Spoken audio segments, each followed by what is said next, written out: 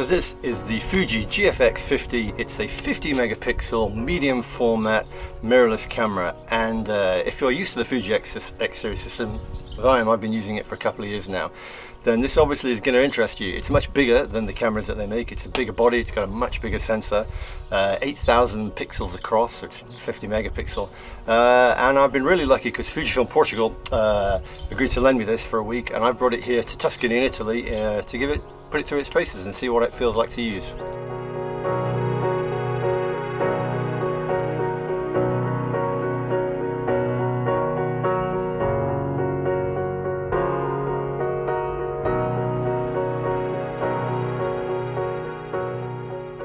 So as I said, I've been using the Fuji X series system for a couple of years now. I use the X-T2, and one of the reasons why I switched to Fuji was because I wanted a smaller body size. I've been using Nikon professional cameras. I use a D3, I was using a D800, and I was just basically sick and tired of the weight, because as a landscape photographer, I spend a lot of time hiking, have the camera on my back all day, and I'm just really sick and tired of having a heavy camera with heavy lenses.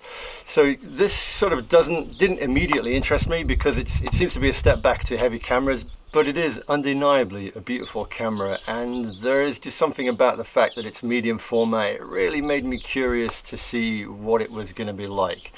So if you've used Fuji cameras, it's immediately going to be quite familiar. It's got, like all the X series, most of the controls are an external dial. So you can see here there's the ISO control dial, here is the shutter speed, and the aperture is, like on all Fuji lenses, controlled on the lens. What it doesn't have, that the other Fuji cameras have, is a exposure compensation button, which is one of the buttons that I use the most, and really like having that as an analog dial. It's usually on the corner here, and on this it's been replaced with this small LCD screen. And like on a regular DSLR, if you want to change the exposure compensation, you press this button here and just roll the dial. The other thing that's missing is the drive button, which on most X series cameras is underneath here, and it's how you change from shooting video to shooting high speed or just single shot. What they've done here is they've put a drive button here, so when you press that, you press the drive button, and then on the menu you get all the same thing: single shot, continuous shooting, high speed, etc., film, and that basically comes on the menu. But if you've used a Fuji camera, you'll just fall right into this. It's exactly the same incredibly intuitive controls, exactly the same menu systems, same D button, and a very similar layout, apart from some of the buttons are in a slightly different place. Now, it is a really big and really heavy camera. If I just take the lens off, you can see that the lens mount with the sensor underneath is huge. Now, to cover that huge sensor, there has to be a lot of glass in the lens. This is a 23mm prime. Now, 23 in medium format, the equivalent in full frame is about 18mm. So that's an 18mm wide angle prime. I'm shooting with a similar size prime lens on the X-T2 that I'm shooting this video with, and it's a pancake lens. It's about that big. So you can see this is a much bigger, much heavier combination. But is the payoff worth it in image quality? Well, I've been carrying this around with me for about 3 or 4 days now in Tuscany, and it is heavy. Now, I brought this, and because I only have the one lens, the Fuji only had the one lens to lend me, I've had to bring a lot of other lenses for the X-T2 to make sure I've got all the focal lenses covered. So I've got this plus an X-T2 and 3 lenses in the bag, and it is getting really, really heavy. I went out this morning without the GFX and really noticed the difference in how much lighter and how much easier my bag was to carry, because this really does weigh you down. You have to really, really want to use it. And it's not a street camera. It's not something that I found particularly easy to use in the street. I was out in Montalcino last night and trying to do some street shots. And it's it's not very discreet. With the X-T2, with the X Pro 2, you can really get close to your subjects. You can really get spontaneous images. With this, it's not really a camera for that. It's not designed for that. It's designed for studio and landscapes. And also, if you're shooting a handheld, the change of the position here of the play button and the delete button. So if you're reviewing images, handheld, it's quite tricky because you have to reach over the other side of the viewfinder to press to be able to review the images. It's not really convenient. It's not something that I think Fuji designed for someone to be using with their hand. But on a tripod, well, that's a different thing. That's really what this camera was made for. It's made for slow shooting. It's made for taking your time, framing shots with a big tripod, and really taking the time to make beautiful landscapes or shooting in the studio. And for that it really shines. I was out last night at the cypress trees in just outside of San Terre, and as soon as you get it on the tripod and you turn on the camera and you see the view in the back of the screen, and it just looks stunning. You've got this huge, really high definition screen, and just everything that I was seeing through the lens just looked fantastic. And as soon as I was seeing the image, it was really kind of loved, because it really does look pretty special. Now the sensor of this is actually 4:3 ratio, which is slightly different from the 6:4 ratio of most sensors that you get on full frame and crop sensor cameras. So it's a little bit more square, a little bit less of a rectangle. If you shoot like that, then you're getting the full 50 megapixels. You can crop it into 6:4 or even panoramic format, which is what I was using last night, but you're going to lose some of the megapixels because basically it's just cropping off the top and the bottom of the sensor to use. But you've got so many megapixels anyway that it really doesn't feel that you're losing anything. If you're just cropping from the top and bottom, you've still got 8,000 pixels across the whole of the sensor. You're going to be able to print that really big, and that's what this camera is designed for. It's designed for shooting things that you're going to print. You know, just taking pictures of this to put on a web at sort of 1500 or 2000 pixels wide, you're not really going to appreciate the quality. So yeah, using it's been for landscapes, it really was a delight. I really love the viewfinder. I've not got the tilt adapter. You can get a tilt adapter, which basically means you can tilt the screen, you can tilt the EVF up and down, which is nice. It makes it feel like those old Hasselblads. But I didn't really use it because you can do the same. You have the same effect with the screen, which tilts horizontally or vertically, the same as the X-T2. It's weather sealed, it's dust sealed, so it's perfectly capable in the field. You're not going to have to worry about it, and it does feel nice in the hand. It's a big camera. It really is solid. If you look at it on the edge, you can see how wide and deep it is, and particularly here. But holding it, this is really deep here, and you can really wrap your hand around it. It's got a really thick thumb guard here, and you really feel like you can wrap your hand around it. The controls fall right on your hand, and it is a joy to use as a landscape photographer. I really did enjoy using it. So what I haven't been able to do yet is have a look at the image files, because I never travel with a laptop, so I can only really see what's on the back of the LCD, where they do admittedly look gorgeous, but it won't be until I'm back home in Portugal that I can really have a proper look at what the files, or the quality of the files. Now, one of the things that you would hope for with a sensor this size is a big jump in dynamic range. So I've tried to sort of shoot in situations where I can sort of see what the detail is like in the highlights, what the detail is like in the shadows, to try and compare it. But I won't be able to do that until I'm back home with my laptop. I'm shooting RAW, but it's like the X-T2. The card slots are here. I've got RAW files going onto one, JPEGs going onto the other. And like all the X series cameras, it's got the same film simulation. So there's Velvia, Bravia, Classic Chrome, and they all look exactly the same, and they do look great. So that's kind of it really for now. I'm going to be shooting for a few more days, despite the fact that it's really hot now, as you can see, and clear blue skies. Storm forecast, so we're going to be out shooting hopefully with some stormlight tonight, and then heading up to the villages at Cinque Terre, where we'll do a little bit more shooting of the villages next to the sea there, and then I'll be back in Portugal and I'll be able to have a look at the RAW files and see just how good they are with this camera.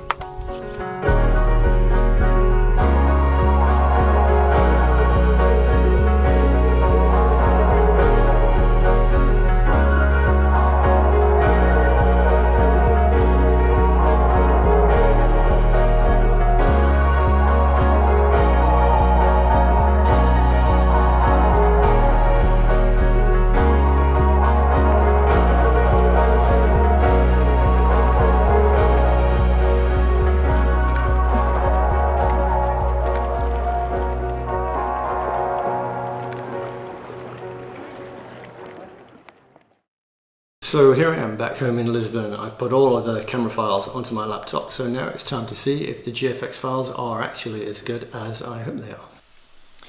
Okay, so here's just a handful of images taken with the GFX. I didn't want to look at a lot of images because it would be a little bit overwhelming, just enough to get a good idea of the actual quality of the image file. So we'll start with this one, which is a relatively straightforward image of a church in Tuscany. You can see that the entire dynamic range is captured here, no clipping in the shadows, no clipping in the highlights. But this just gives us an opportunity to zoom into 100% and see the beautiful rendition of the detail here. Now there's no digital artifacts at all. It really looks sharp. You can't really tell that you're looking at a digital image. It's beautifully rendered.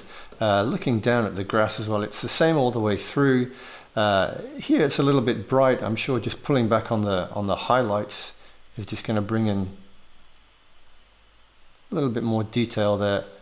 Yeah, that's lovely. Even zooming in at 200%, we can start to see the breakdown of the image a little bit here, but it's still incredibly detailed. The lens combined with that image sensor is really rendering an incredibly high amount of detail there. So let's have a look at another image. This image was taken at sunset in Tuscany, and the first thing of note of it is the huge dynamic range here. This is the kind of image that normally I would shoot multiple exposures to capture all of the detail in the shadows and all of the detail in highlights, or perhaps use a filter across the sky to again to kind of balance the bright and the dark parts of the image. But I did this just with one shot, so you can see that while I'm always going to lose some highlights here in the sun, there's still, looking at the histogram, a very wide range of tones captured. So let's see what happens when we pull that back. So when we bring in more detail in the shadows, it's maintaining the warmth. Just let that render a little bit, and you can see even pulling it out of the shadows, there's so much detail there. There's no washing out, so quite often when you pull detail out of the shadows, you start to really see that kind of lack of contrast, lack of warmth. But here there's still lots of detail, and pretty much this image, I'd need to do a little bit of work on the sun and the sun flare there, and particularly on the back of this tree here. But it's a really, really wide dynamic range. I can even pull out more there. I mean, obviously that starts to look washed out, but it's highly, highly impressive, the range that this camera can capture from the darks all the way to the lights. The same thing here. This is an image in Cinque Terre where I was shooting multiple exposures because the sky around the sun was very bright, but also the town was very much in shadow. So what I wanted to have a look here was to see how much detail I could pull out of the shadow, because you can see, particularly on the back of this rock here, when we look at the histogram, this is really blocking up. But if we slide the shadow out, you can see it starts to put that detail back in. Now let's have a look just to see how much detail there is there. This is zoomed in at 200%, and when we look at these characters who were, when we reset the shadows, it really is pulling out all of the detail that's there. There's very little noise, almost no noise whatsoever that I can see in the shadows there, despite the fact that we've pulled them out at least 2 stops. And I really can't see anywhere where we're losing shadow detail. We can still see the signs here, the language on the text on the back of the signs. Again, if we look how it was originally, that is, I have to say, incredibly impressive. That's at 200%. When we look at it at its native 100%, it's pretty much a flawless image there. It's the detail that it's capturing. You can see over here, this is with a wide angle lens, but zooming in, we can actually still pull out the details of the trees on the back of this hill. When we look at it, that's how far away that is. That is incredibly impressive. Now, pulling out the shadows, it has reduced the contrast a little bit there, but that's quite easy to pull back. We just pull the blacks down a little, increase the contrast, tiny bit of vibrance, and that's already put all of the color and the punch back in the shadow detail. Again, I've lost a little bit in the highlights there, and highlight detail is notoriously hard to pull back. There's always going to be that little burnt bit, but overall, that really is an incredibly impressive performance. Okay, let's have a look at a few more. So this was taken again in Tuscany, relatively straightforward image. Again, you can see that the entire tonal range is captured. This is an example of where the lens is inappropriate. I should have been shooting with something a little bit longer here, a bit more telephoto, but I was shooting with quite a wide angle lens. So you can see that I've got a lot of, the road here is captured, this photographer in the field, and I really would want to shoot less of that. But one of the joys of shooting with a 50 megapixel camera is that you can crop quite heavily into an image. So let's do that here. And you are still going to be keeping a large amount of detail because there are so many megapixels captured. So I would probably pull that down, have a lot less sky. Something like that. Now, even though I've cropped a huge amount of the image off, you can still see that there's still I can still zoom in an awful long way. That's zooming into 100%, zooming into 200%. You can see the quality again here around these tree trunks, over here on the back. This is still something that I could print really large despite the fact that I've cropped so heavily into it, which is one of the bonuses of having so many megapixels. Also, I think it's interesting here to look up into the sky, or let's look down here for noise. I can't see any. I've not seen any noise on these files at all.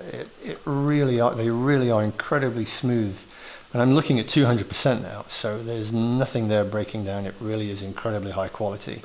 And again, this is a raw file, but it still kept a lot of the warmth and a lot of the color of the original evening. We had a few minutes of really wonderful light just before the sun dipped over the horizon, just painting the top of the hill here. And although the raw file, it is a little bit flatter because it's a profile trying to capture as much contrast and color information as possible, so it doesn't have the pop of the JPEG, and I would need to do a little bit of work on this. The amount of work that I need to do on it is very, very little. I just probably push the saturation a tiny little bit, increase the contrast just a tiny little bit, maybe the warmth there, and really that's about it. It's just a tiny little bit of information to give it a little bit of pop. And again, the files coming out of the camera look absolutely great. This next one is one that I wanted to look at. I found myself, for a range of reasons, shooting. I didn't have any filters and it was really, really dark. My two colleagues were shooting long exposures with filters. I really didn't have any filters that I could put on the camera because I didn't have a filter ring for a lens this big. So I decided to try shooting in high ISO to see whether it was possible to shoot landscapes in ISO 1000. So as you can see from the X information down here, this is ISO 1000. Again, one exposure trying to capture all of the shadows, and this was about 40 minutes after the sun had gone down, so it was really, really dark here. And I've got most of the information in the sky, so let's go over to the develop panel. The sky is obviously too bright, so I'd need to pull that down a little bit. And obviously the foreground is very dark, so we push that out a little bit. Now this is in no way a good image. It was just really, I wanted to have a look at what the dynamic range was on the camera and how the camera was capable of recording in very, very low light. So if we zoom in here again at 200%, now you can see now that there is noise, but I am shooting at ISO 1000 and I have pushed the shadows out by well over a stop. So the fact that there is noise is utterly understandable, but even so, the level of detail in these trees on the horizon, when we zoom out, you can see quite how far away they are. And this is looking at 200%. If we go to 100%, yeah, there's noise in the landscape there, but very little. I could probably print this. I don't know if I printed a meter wide, but certainly the noise, even at ISO 1000, is really well controlled. And it's not color noise. I'm not really seeing any chroma noise. It's actually more like film grain, which is a thing that Fuji cameras are quite famous for. The foreground, again, there's lots of detail down here, despite the fact that I was shooting in certainly semi-darkness. The amount of information that the camera's managed to pull out is very, very impressive.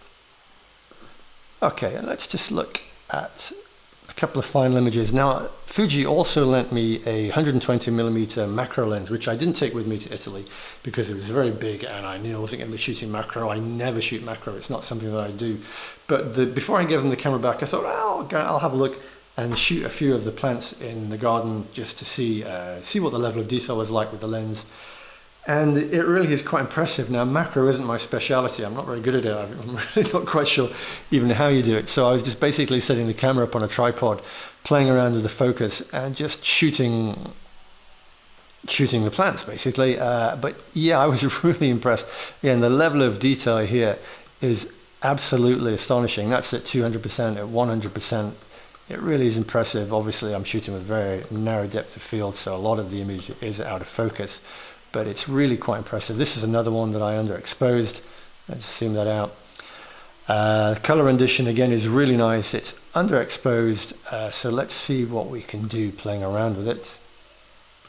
Zoom in. The detail there is again wonderful. What we can see on the stems of the plants and on the petals, it's breathtaking. These are very, very small. They're about a centimeter long, these particular petals, and the detail that the camera has recorded there is very impressive. So if we just pull a little bit of color back in, so we'd first maybe push out the shadows, just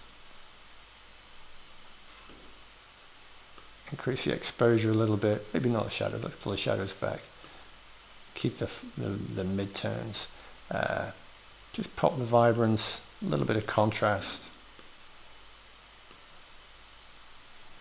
And that really is lovely. As I say, I don't really shoot macro, but I quite like that. The level of detail in there is fantastic. If we look in the background at the out of focus, there is absolutely no noise. Zooming into 200%, yeah, I can see a little bit of noise there, but I'm at 200% in a very shadowy area. It really is a very, very impressive camera, as you can see. So sadly, I no longer have the GFX with me. Fuji needed it back literally the day I came back from Italy, so I don't have it to play with anymore.